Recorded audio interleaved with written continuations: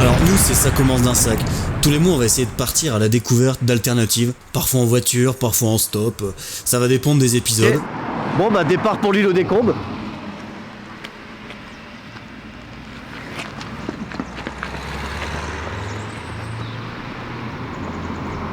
Faut qu'il fasse du stop. Bon bah écoute, bon, on y va deux alors. Allez.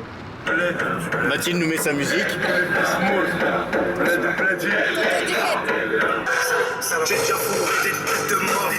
On est contre quoi Ça commence d'un sac? En fait, nous on est vraiment contre tout ce qui est McDonald's, trucs de surproduction, Subway, Burger King. Moi plus jamais je mets les pieds là-dedans quoi. Ça c'est recta. On a mangé où ce midi? McDo. Ouais,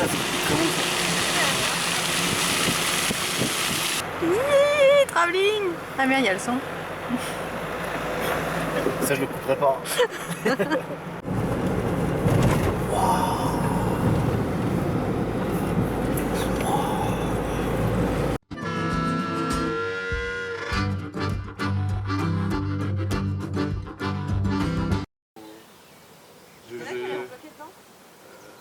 Pour les champignons, je suis pas sûr. Ça doit arriver, hein. Mais C'est compliqué avec ça, c'est...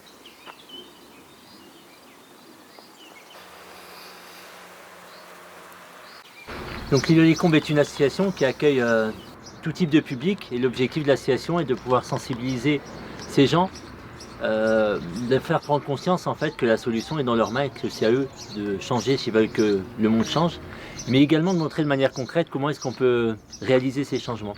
Et c'est pour ça notamment qu'on a mis en place un jardin en permaculture pour avoir une autre idée de l'accès à la nourriture et voir comment on peut produire différemment notre nourriture. Ok, il faut pas aller le voir. Allez, c'est parti. On y va. Viens, on va se mettre là, t'as le soleil dans les yeux. attends, je vais te dire tout de suite. Sinon, je vais me mettre au milieu pour ce que je vais te présenter, c'est ça en fait. Ouais, bah nickel, Je je vais te me suis. mettre ici.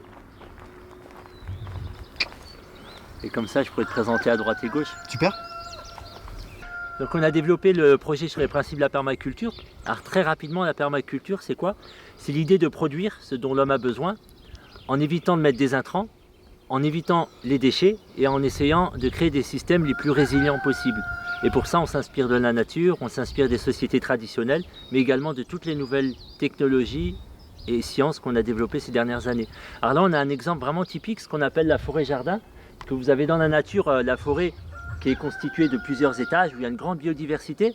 C'est pas du tout la monoculture qu'on a dans nos champs cultivés. Et vous voyez, dans notre forêt nourricière, on va avoir des grands arbres. On a ici un amélancier, on va avoir un effilier, un prunier. Et donc ces grands arbres vont représenter les grands arbres de ma forêt. Sous ces grands arbres, on va planter plein de petits arbres un petit peu plus petits. Des petits arbres plus petits, oui, c'est le cas de le dire. Par exemple, cet arbre, en fait, qui à l'âge adulte fera environ 2-3 mètres de diamètre. Et lui, son rôle dans la forêt, c'est de pouvoir ramener de l'azote. Donc il va avoir son intérêt va être de fixer les... c'est dur avec la caméra, je suis pas naturel. Alors, écoute, la petite dame, elle voulait une petite coupe ce matin. Bah, écoute, moi comme d'hab, j'ai absolument rien fait.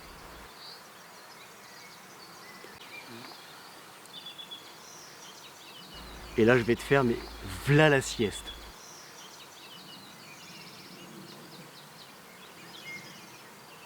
Tu sais, on implante donc des grands arbres dans notre forêt nourricière et en dessous on va implanter tout un étage d'arbustes. Donc ça peut être par exemple ces petits arbres qui font une taille adulte de 3 mètres, donc qui ne vont pas gêner mes grands arbres fruitiers. Mais lui par contre, son rôle c'est qu'il va fixer l'azote et il va le donner en nourriture aux arbres. C'est-à-dire que dans ma forêt, je vais installer tout un tas de plantes qui vont venir pour nourrir mon arbre. Un autre exemple, c'est par exemple la consoude. C'est une plante qui a des racines très profondes et qui va monter en surface des minéraux. Et on va donc utiliser ses feuilles tout simplement pour nourrir les arbres, notamment leur apporter ici du phosphate. On va également implanter dans ma forêt tout un tas de plantes comestibles. On va avoir des arbustes de cassis, de groseilles, de baies de goji. Tiens, il y a les moutons qui se sont échappés, t'as vu? Pourquoi t'es là, toi? C'est cool, ils sont en impro. Allez, ça va. Oh. Donc là, on est vraiment dans une illustration de la permaculture. On a un système en fait où on n'a pas d'intrants, on ramène pas de produits chimiques, on n'arrose même pas en fait, sauf les jeunes plants. On a un système qui ne produit pas de déchets Et on a un système qui est extrêmement productif parce que non seulement il fournit des fruits sur les arbres fruitiers, mais il fournit des fruits rouges, il fournit des feuilles comestibles, il fournit des plantes médicinales, pardon, c'est le mot que je cherchais. Et sur une petite surface, en fait, on concentre la production. Et ça, c'est vraiment un des fondements de la permaculture. C'est quoi? C'est plus on arrive à concentrer nos productions sur des petites surfaces, et plus on va avoir des espaces naturels. Et plus il y a d'espaces naturels sur la Terre, et plus on va rééquilibrer les climats, on va stocker du carbone, on va gérer la pluviométrie, purifier l'eau, etc. Et c'est pour ça l'intérêt d'imiter les systèmes naturels et de fonctionner, par exemple, dans ce cas-là, sur ce qu'on appelle des forêts-jardins. On va pouvoir, à tous les étages, produire de la nourriture pour les êtres humains.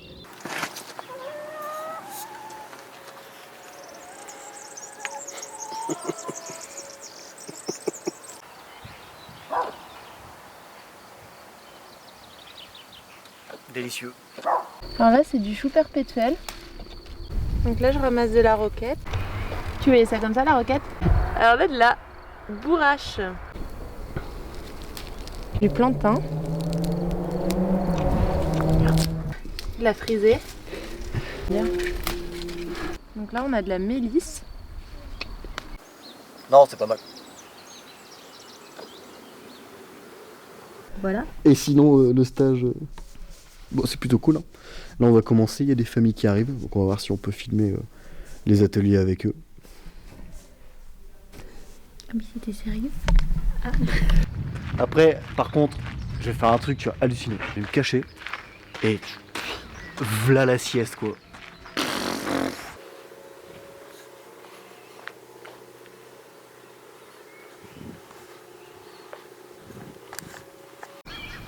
Je me souviens plus trop hier, mais c'est vrai que tu avais un discours à propos de l'humain qui était assez touchant. Est-ce que tu te souviens un petit peu? Oui, tu me l'as redit. Est-ce que tu te souviens un peu de... Je vais le faire à l'envers, je vais te redire ce que j'avais dit sur l'îlot des Combes. Comme Ouais, ça, nickel, ouais. Parce qu'en gros, nous, on avait 3 objectifs à l'îlot, c'est vrai. C'était, tout ce qui était sensibiliser et promouvoir les bons gestes, prendre soin de l'environnement, tout ce qui peut aider, j'ai envie de dire, à faire notre part dans... comme le colibri tout simplement, tu vois, à changer le monde d'un point de vue environnemental pour essayer de participer à résoudre la crise écologique. De 1, de 2, c'était aussi montrer une consommation alternative, donc comment on cuisine d'une manière différente, on mange d'une manière différente, de saison, du jardin, ne pas avoir des tomates l'hiver, enfin des choses bêtes et simples, mais l'idée c'est de montrer ça à nos visiteurs qui viennent, qui passent quelques jours ici en séjour. Et 3, du coup, c'est un lieu qui est surtout et d'abord tourné vers l'humain.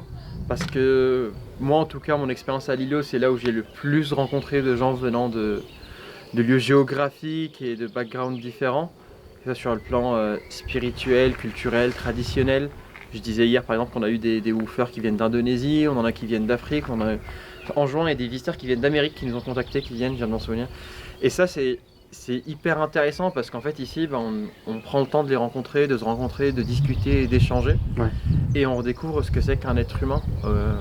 Pour moi dans la société aujourd'hui on a perdu cette valeur de l'humain parce que tout va trop vite quoi.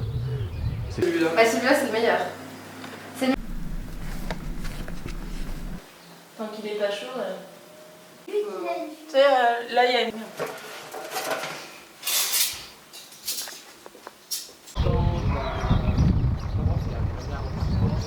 Elles sont très peu. L'hiver, c'est vraiment pas la période pour... Est-ce que tu sais pourquoi les œufs des poules sont chauds, Mathilde? Pourquoi ils sont chauds? Ouais.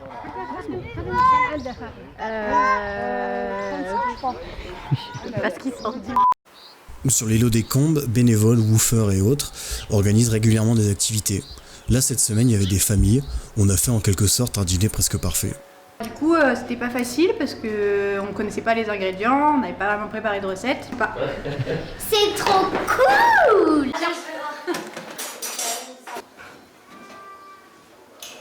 Wow.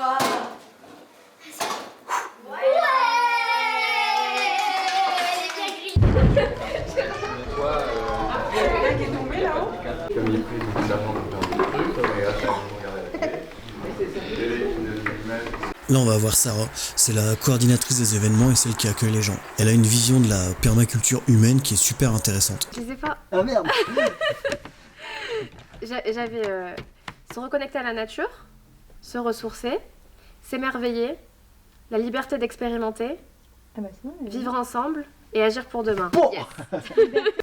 Moi, comme j'ai ressenti la permaculture humaine, c'est que dans la permaculture, tu vas te servir des lois de la nature et des leçons que la nature peut te donner pour finalement avoir ta production agricole et en fait savoir comment te nourrir.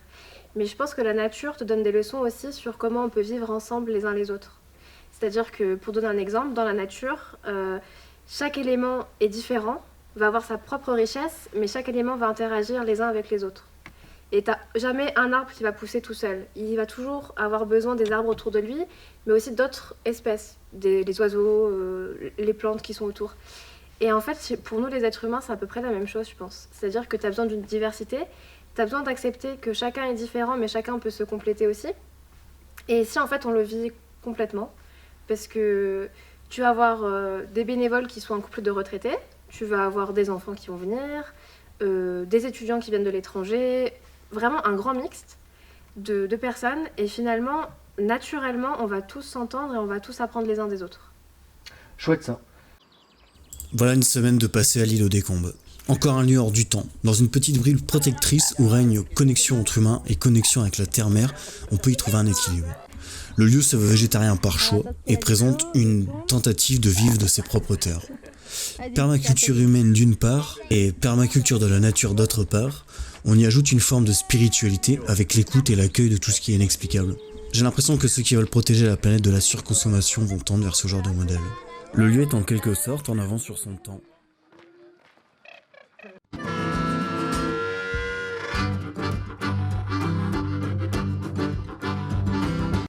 Il y a de la tension quand même. Hein.